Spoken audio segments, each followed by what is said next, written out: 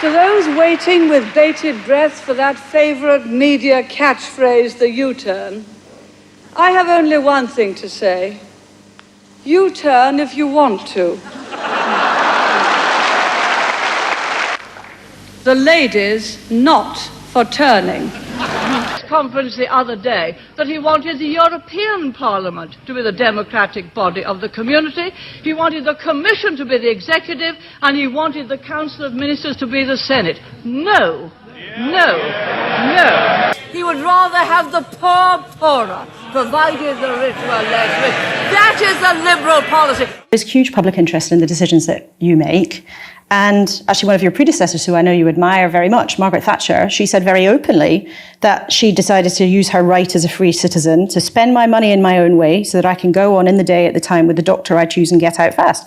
She was perfectly happy and probably proud to talk about the decision she made. Why won't you tell people if you use private healthcare? Well, I mean, it's just a personal choice. It's about healthcare, I think, is somewhat that is private. But I think what people care about is, am I going to make a difference on the thing that they care about? When it comes to the NHS, I mean, I grew up in an NHS family. I am registered with an NHS GP. I have used independent healthcare in the past. Patients waiting hours in A&E corridors. Ambulances queuing outside hospitals. A staffing crisis. These challenges are nothing new for the NHS, but we're told by health leaders it is worse than ever. It sounds like a one-off payment is on the table. Will that be just for nurses? Well, I'm really pleased that union leaders accepted ministers' invitations to come in today to have discussions across the board, and that's a really positive development. And on pay, we've always said that the government is happy to talk about pay demands and pay issues that are anchored in what's reasonable, what's responsible, what's affordable for the country. But the most important thing is those talks are happening, and let's try and sit down and find a way through. 5 promises. We will halve inflation, grow the economy, reduce debt, cut waiting lists and stop the boats.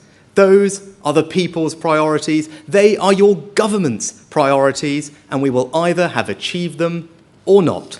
We're looking at 6 key areas, each of them critical for keeping the British people safe and society functioning.